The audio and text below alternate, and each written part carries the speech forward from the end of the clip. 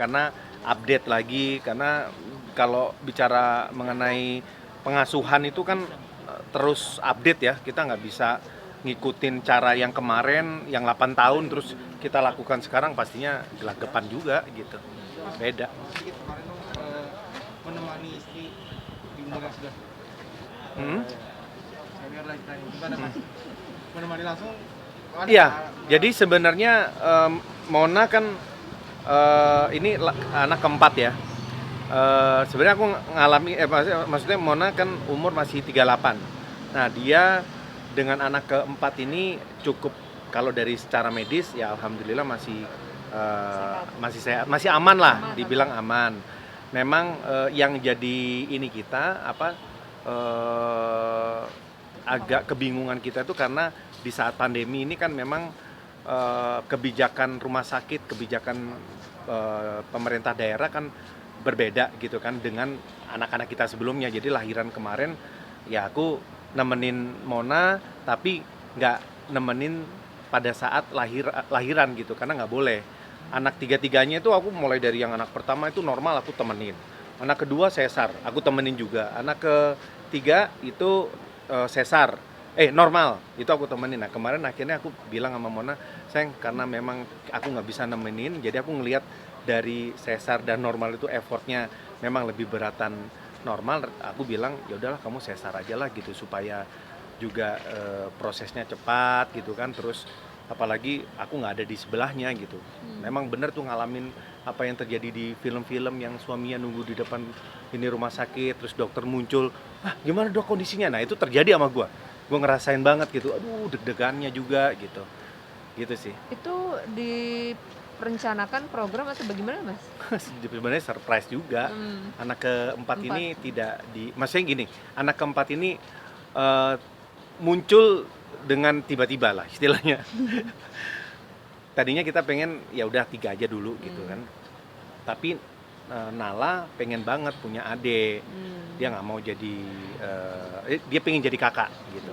Terus selalu perutnya bundanya dipegang, adik padahal belum hamil gitu. Ternyata ya karena doa anak ya.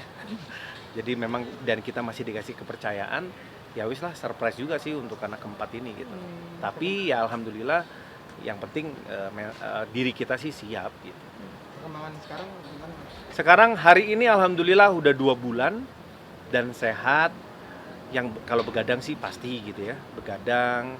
Sekarang karena memang aku masih work from home, kecuali kalau ada syuting-syuting gini. Jadi kalau sama anak aku masih ikut ngurusin gitu setiap malam sampai sekarang. Dari lahir sampai sekarang ini aku masih yang mandiin aku gitu. Tapi nggak lupa kan Mas ya, secara jaraknya jauh. Ya kalau lupa kayak kemarin sempat sih kayak ngejemur, ternyata jemur 8 tahun lalu sama sekarang itu udah beda gitu. Nggak tahu kualitas mataharinya atau polusinya atau apa, ternyata beda gitu secara waktu, jangka waktu. Terus harusnya yang dijemur apa, ternyata banyak gitu perbedaannya gitu.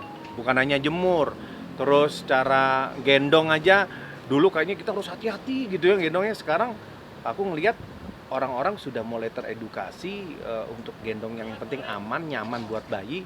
Gua rasa sih nggak ada masalah. Ya memang ada sih beberapa yang berbeda, tapi banyakan samanya sih sebenarnya. Untuk Mbak Mona sendiri walaupun sudah 3 dan sekarang 4, masih ini nggak sih ada baby blues atau segala macam gitu? Enggak, alhamdulillah enggak. Kita menyambut baby Numa ini, anak keempat ini dengan senang karena 3 bulan lockdown, kita benar-benar di rumah aja gitu. Kita nggak keluar kemana-mana, udah bosen, semua udah dilakukan di rumah. Tiba-tiba muncullah Numa yang memberikan warna baru di keluarga kita ya. Akhirnya sampai sekarang anak-anak juga happy banget ada Numa gitu. Kita ikutan ngurus semua, kakak-kakaknya, orang yang ada di rumah juga semuanya ikutan ngurus. Sempat kepikiran nggak sih mungkin dulu ada pernah yang punya anak 5 atau Kalau 5 kayaknya enggak ya.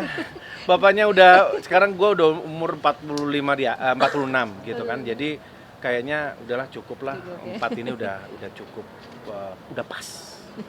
Nala sendiri keadaannya gimana? Kenapa? Nala sendiri ke rumah gimana?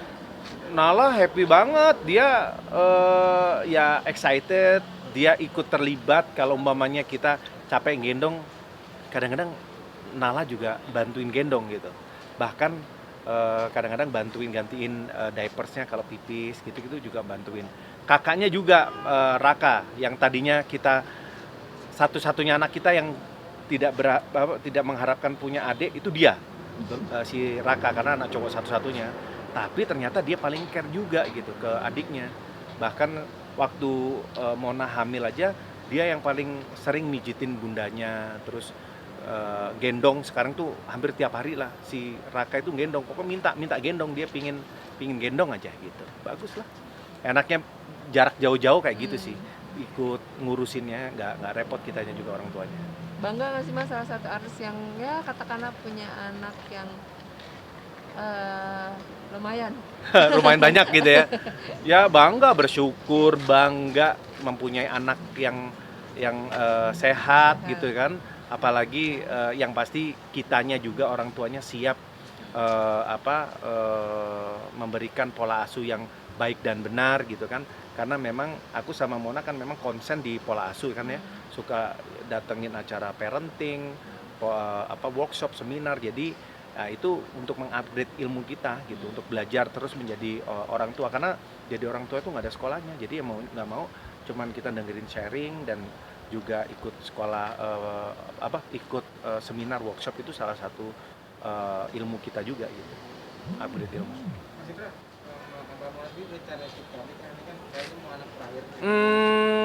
Iya kayaknya udah gitu. Kayak kemarin kan memang kita nggak KB gitu kan. Sekarang sih sepertinya pil lah, kemarin tuh lebih ke pil gitu, karena dia ya orangnya sangat tidak telaten terhadap rutinitas gitu, minum pil tiap hari, udah akhirnya kebobolan juga.